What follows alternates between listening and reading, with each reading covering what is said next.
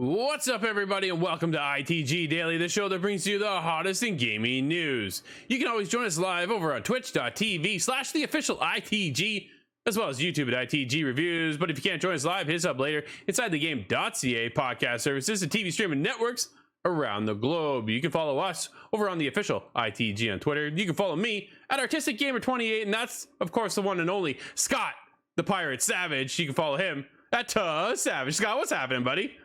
Yar, dude. I was gonna keep in character, but I'm not gonna. That's fair. It happened, Scott. Yesterday, Ubisoft finally revealed what's going on with Skull and Bones. It's been a long wait, and well, we know it's going to sail the high seas this November.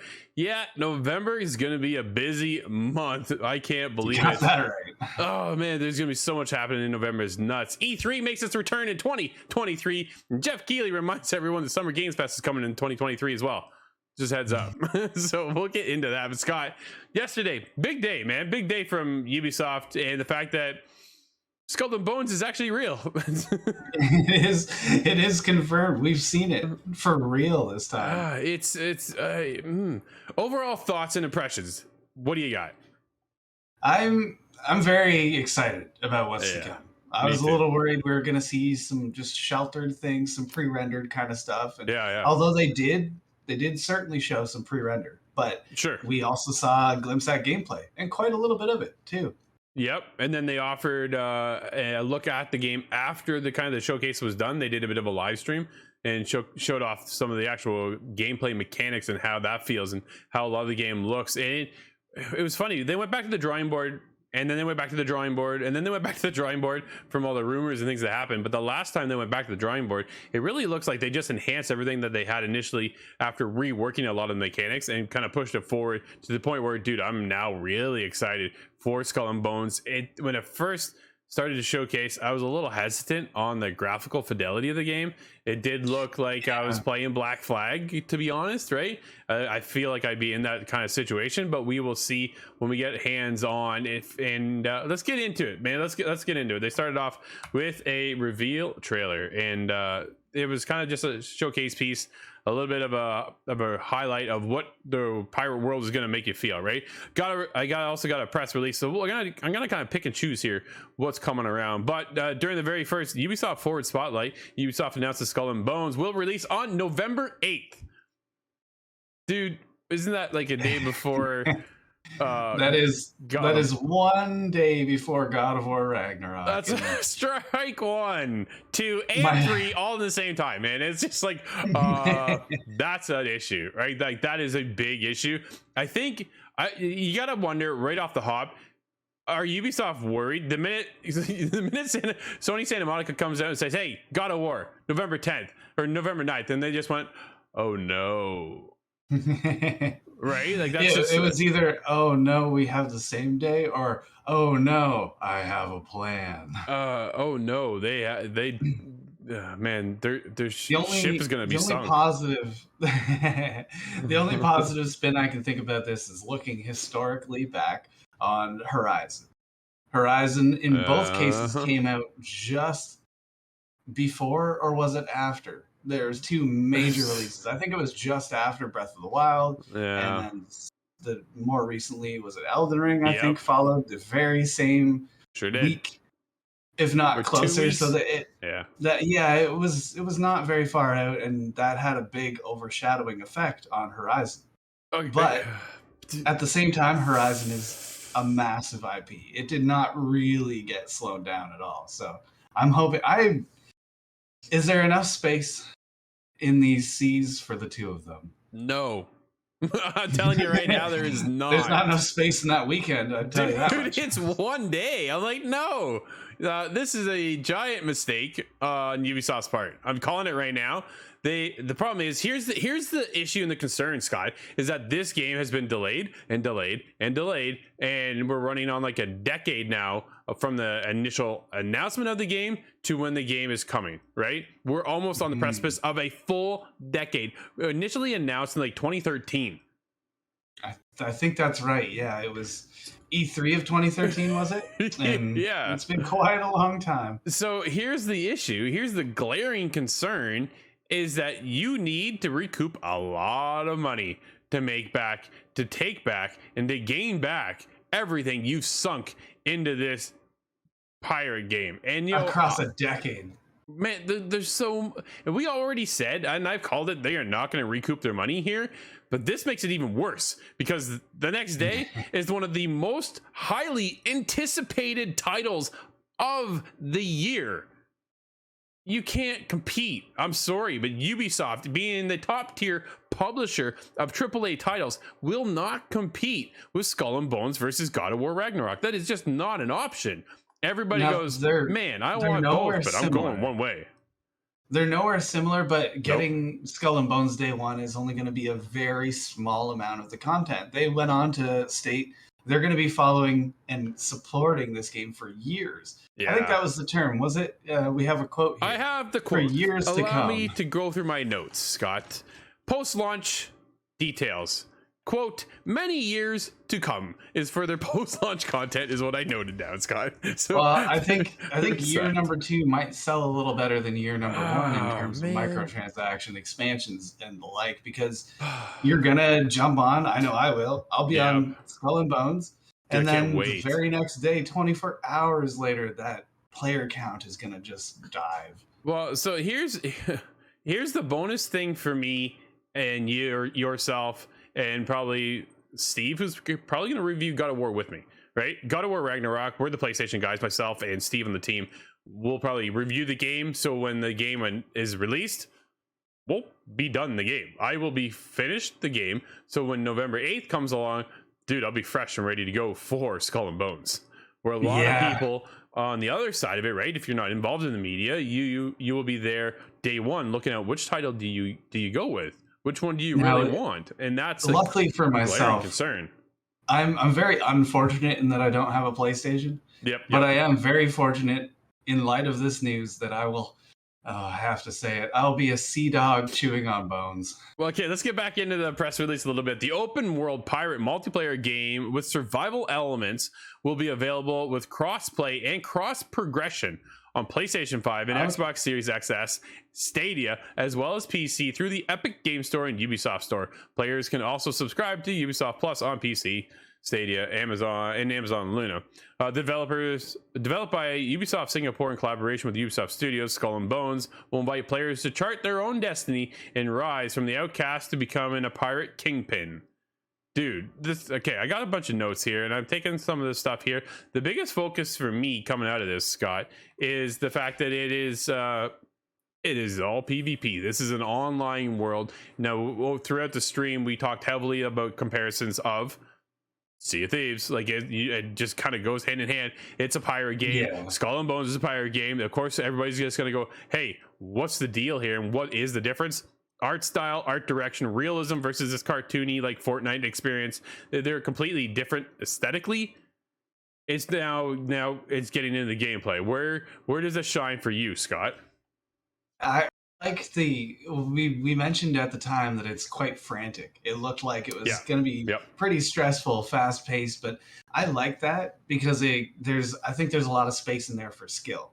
So you're going to get into these battles. Can I outmaneuver you in just my inputs even? And I have a huge amount of history with Elite Dangerous. And that's a very cutthroat PvP world. So I'm really excited to get into that and be an absolute terror to those maybe like yourself that are just trying to swim on by. Just trying to play the game, man. Back off. I was a pirate in space, and I'll be a pirate some more. Well, okay, so they quoted, I got them here saying, I took a couple notes, obviously, as we watched the reveal.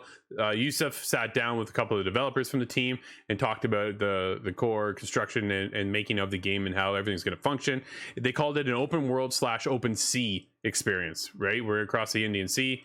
And that's kind of where we're going to be focused. From there, we can gather contracts from other pirates to go out and experience the world. And it's all about unlocking infamy. Infamy is like your status within the world. And you just want to climb the ranks to become the biggest pirate kingpin of the ocean or the sea itself. You can go out solo, which is awesome, right? So you can kind of go out and you start almost like in a sense farming for resources, right? So you can go out with just like a single little sloop or a small ship, and then if you want the Dow they used, and I'm right. not certain what the difference between a Dow and a sloop is. It might be east versus west. Oh, maybe. I'm not sure. It could be just terminology between the two different games. I don't know.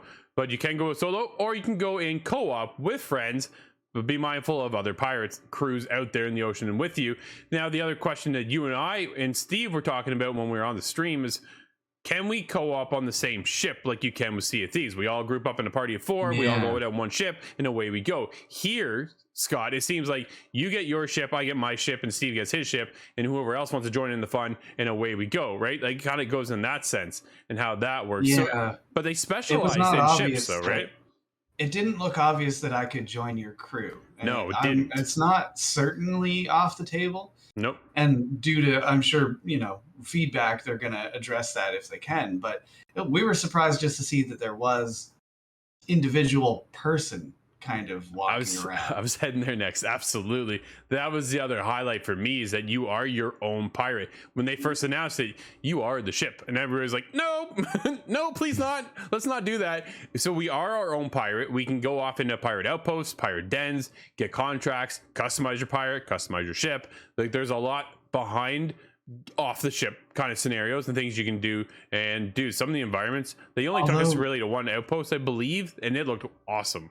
There was no little indication of having weapons on the person, though, which makes me think that, unlike Sea of Thieves, I don't think you're going to drop onto an island and fight skeletons, whatever it is. I don't think that's part of it. No. So we did talk briefly about gathering resources, right? There's this hunting mechanic, very a la Black Flag from Assassin's Creed, where you have a spear and you're harpooning alligators by the looks of things. Or crocs, hammerheads, sharks, and hippos, right? Yeah, the hippo is scary. You're gonna want more than one harpoon with that one. I believe they have the top kills in our world. If you go to Africa, I'm pretty sure they are the most deadly animal on Africa, and that's crazy. It said Africa to the East Indies, so. Like, how big are we going here? They didn't really zoom out on the map, so we didn't get a grand scheme of how big this map is going to look. But it does not look small, does it? No, that's quite a large gulf between the Indie and, like, does that subcontinent and the African continent. This could be a massive game, but they're going to have to draw the line somewhere. There's no way we're going to get an entire ocean. Surely. Although I say that and images of Assassin's Creed are flashing in my head. The entire Atlantic seaboard. Odyssey was massive. It was so big. What else we have? See players. So we can see our players. We talked about what their post-launch content is going to look like. Free content is coming as well. They did mention raids. We'll see what their version of a raid looks like, and we'll kind of go from there. It seemed to be like attacking fortresses or maybe larger ships, but I'm not really sure what that means. Is that an NPC ship? Is that somebody whose infamy has grown high enough? Mm-hmm. Yep. They said you got to watch out for pirateers. So there are going to be other NPC crews out there. Privateer. Oh, sorry, my bad. That will go out and they will hunt you down, right? They're essentially pirates for hire. They'll play the good side of the law when they see fit. That was my position in Elite Dangerous. I was a privateer. And then, Scott, we got into some of the actual, like, the behind-the-scenes look, where there was 2 people, Captain Boomer, and I don't remember who the other captain was, but they were out sailing and doing a quest. And on them, as they're at their wheel, to the right of them is a pet. Comprehension, Scott, we get pets. I really hope there's a cat that looks like mine, because my cat is my co-pilot every day. I'll never escape her, and I hope she never escapes me. So there was a cat. It looked like a pelican was there as well, and a lemur. So I'm like, okay, there was 3 right there. Lemur's pretty cool. Dude, I want a lemur for sure. That was pretty cool. Overall thoughts, though, Scott, on Skull and Bones before we move on. Oh, I'm very excited for this one. I think this is going to be a big splash, and I'm going to try not to make any more jokes. That always happens, I never get such a such a quick whip for dad jokes unless I'm sitting in this chair. That's yo. I'm really pumped. I'm just really nervous about the release date. That's my only Yeah. big red Oh, flag that popped up instantly. and Ubisoft has had a lot of issue with releases, Oh man. launch day kind Yeah. of issues. So I'm really hoping they avoid that because as we began with this, you have about 24 hours to make a lasting impression. No, absolutely. And how are they going to keep people there? They said you're creating your own story. So that tells me that there is no campaign aspect or side to this game, which makes me a little nervous just to kind of keep out there. But Sea of Thieves I would suspect that's started that updates. way. But you notice now Sea of Thieves transitioning over to building up the lore and building in story content. So maybe that's something that Ubisoft's now looking. But dude, this game's been in development so flipping long that should have been there already. Like it should launch with some kind of, even if it's just a 2-hour campaign, 3 hour, maybe 4 hours, to kind of get you involved into the setup, building your ship, launching your character. You are a character that's been shipwrecked, and then you're starting from the ground zero to build yourself up. Like there's so much potential behind what they could have here, dude. I'm really excited. There's at least a tutorial narrative that they're going to spin. There has to. Yeah. You awake on this island, and hopefully they give you a couple different waypoints to go to just to get your sea legs. Yeah, dude. One sea legs that are popping back is E3 returns in June 2023. Now produced by Reed Pop, organizers of PAX, New York Comic Con, Star Wars Celebration will lead the in-person return of seminal North America video games industry expo, E3. Scott, Electronic. Hey, we haven't done that in a long time. No, it's been Electronic Entertainment Expo. I was trying to think, what are the 3 E's? Yeah, so it's E3 is back. Let's get it. We may get to one yet. Maybe, right? The world's premier celebration of interactive entertainment will take its long-awaited return to the Los Angeles Convention Center in the second week of June 2023. The Entertainment Software Association will partner with Reed Pop, the veteran event production company behind PAX, New York Comic Con, Star Wars Celebration, and other acclaimed celebrations of pop culture to reunite the global video game industry for a week of titanic AAA reveals, earth-shaking world premieres, and exclusive access to the future of video games. Scott, that's a big, bold statement, dude, coming for E3. What are your thoughts on E3 coming back? Dude, I saw this before I get to you. I got to put this out to you because I put this out on Twitter and I said, E3 is back next year, but do we need it? Because everybody's doing their own showcase. What's your thoughts? That's true. We've been well fed in lieu of E3. Yep. But this sounds like they want to capture the throne of what it is to have entertainment expos, and just based off that quick little description, uniting video game enthusiasts across the globe, I think they could certainly do it, and the name is going to kind of capture everybody's attention. It remains to be seen if it's going to have the same hype, because as we'll get to, there are other alternatives that were very successful. Well, so we've learned that we don't need E3, but I, for one, want to see E3 come back. Man, we're just not going to have the E3 of the past, right? Like everybody was there, from Ubisoft, PlayStation, Xbox, Nintendo. Now everybody's like, yo, I'm bouncing out. EA's no longer there. Bethesda won't be there. Xbox doing their own thing. We all know PlayStation bailed, right? Nobody's around anymore. So who does that bring to come back? I'm to really E3? wondering, is this going to include a lot of these companies? Are they on the fence right now? Yeah. Are they going to see that, okay, this name E3 is coming back, that's going to capture a lot of attention, so we better get in there? Well, maybe, right? But on the other hand, a half hour goes by on Twitter, and then Geoff Keighley goes, as we announced back in June, Summer Game Fest will return in June 2023 as a free digital and in-person event to celebrate the future of video games, bringing our entire industry together to showcase what's next. So you got E3 and Summer Game Fest all in the same 2-week window? How's this work, Scott? E3 and Key 3. Oh, bang. All right, now I'm out of those. That's it. Scott's out. Dude, I'm really worried, honestly, at this point. Do we need both showcases? Because Geoff has taken the helm now of becoming that E3 showpiece. So like we know now, like Jeff's not backing down. Jeff's like, no, you know what? I No. think I'm bigger than you at E3. We're gonna do our own thing. Honestly, I really And we do. have Kojima. That's They're so. gonna have Norman Reedus, Kojima shake hands on stage. It could outshine E3 still. Well, here's the thing: if you're in the media or a fan of the industry and you're looking to go to this event, which one do you go to? Do you go to Geoff Keighley's or do you go to E3? Like, which one do you pick? Yeah. Well, being maybe just the time that I got into gaming and grew up, it was E3. E3 is the exciting one. That's the one if I have to choose, I'm going to that one specifically. But they're both just amazing and they're rivaling each other now. And do we have a date for this E3? Did you say that was the second week of second week in June? That has to line up with Summer Games Fest. Exactly. So you got two in the same week. Dude, are they side by side? Awkward. Can we just like walk across the street? Like, okay, we're gonna go catch Jeff's show now. Like, that's the biggest thing, right? It's what do you showcase over at E3 that you do not showcase at Jeff's show, or vice versa? When you go to bring the Jeff show, because Jeff wants to come out swinging and make something pop. Kind of looking back at Jeff's show last year, we were a little underwhelmed, weren't we?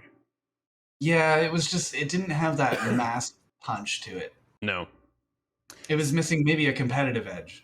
Yeah, where they're trying to outshine each other. Well, competition's back now. We'll see what happens with E3, Scott. But we did get punched in the gut earlier, not too long ago this week, with Forspoken Delayed to January. Man, oh man, I'm telling you, more delays, Scott. Forspoken, Square Enix's upcoming action RPG, will no longer launch in October and has been pushed to January 24th. In a post on the game's Twitter page, developer Luminous Productions, a team made up of Square Enix developers, states that Forspoken is largely complete and is in the final polishing phase. It describes the delay as a quote strategic decision end quote, and that we'll learn more about the game in the near future. The biggest thing to do was it was supposed to be originally released in May, then it got pushed to October, and now it's pushed to January. What are you gonna do? Yeah, it's unsure how much confidence they have in that, or how much confidence I'm supposed to have in that, I suppose. Well, that's the biggest thing, right? So they put over here on Twitter, as a result of ongoing discussions with key partners, we made the strategic decision to move the launch date of Forspoken to January 24th, 2023. All game elements are now complete and the development is in its final polishing phase. We would like to thank you all for your continued support and patience of this journey. We're excited, blah, blah, blah, blah, blah, right? It's all that. It is very PRS. That's making me think maybe it's investors or a higher corporate kind of decision. Well, I think this is the right call. Honestly, if they were gonna launch on October 11th, which I was really excited for, and now they've had to push the game for a little bit of polish. I can wait a couple more months, man. If we get a fantastic game, we talk about it all the time. Every time you put out a game that's rushed, it shows. And nobody wants to play that, so I'll wait a bit longer, dude. I have high hopes for Spoken. Oh, what's that quote? Yeah. A delayed game will one day be good, but a bad game will be bad forever. Which isn't the case anymore. Remember No Man's Sky and Cyberpunk 2077? Yeah, they got fixed because why? Because the internet. Yeah, the internet is a much stronger force than when that quote was issued, I think. That was a time, that was a statement of the time, right? Because when the game launched back then, there was no fixing it, right? That was it. The game released, and that's what you were dealing with, and that was all you're going to get. Now a game comes out, you're like, here's a patch day 1, day 2, a week later, a week after that, and a month and a year from there. Like, you know what I mean? Like, it just keeps going. Fix. And then finally 2 years later, you get Cyberpunk, which should have been the way it launched probably 2 years before it launched. Yeah, no, it is now respectable, but it's yikes, not though. Was that awkward? That's the thing. Just make it right, and I think that's what they're doing here with Forspoken. Thankfully, over Square Enix, that they're taking the time, hopefully make sure all the polish is done and all the bugs are done, Scott. So we'll be at a good spot when the game's ready to launch. So yeah, high hopes. But Scott, we do have a couple games out for today. What do we have? We have Klonoa Fantasy Reverie series. What? That is on PlayStation 4, 5, Xbox One, XS, Switch, and PC. Okay. I'm going to hazard a guess that's an RPG. I don't know. We also have Madison. Shout out to Maddie there. There's PlayStation 4, 5, Xbox, XS, Switch, and PC. Unclear if there's an Xbox One there. There's a noting miss. Yeah, I see that. But Scott, guess what, buddy? That's going to wrap up today's show, everybody. Thank you for joining us. This has been ITG Daily, the show that brings you the hottest in gaming news. You can always join us live at 11 a.m. Eastern over on twitch.tv/the official ITG, as well as YouTube at ITG Reviews. But if you can't join us live, hit us up later inside the game.ca, podcast services, and TV streaming networks around the globe. Till next week, everybody, enjoy your weekend. I'm Drew, that's Scott. We'll see you inside the game.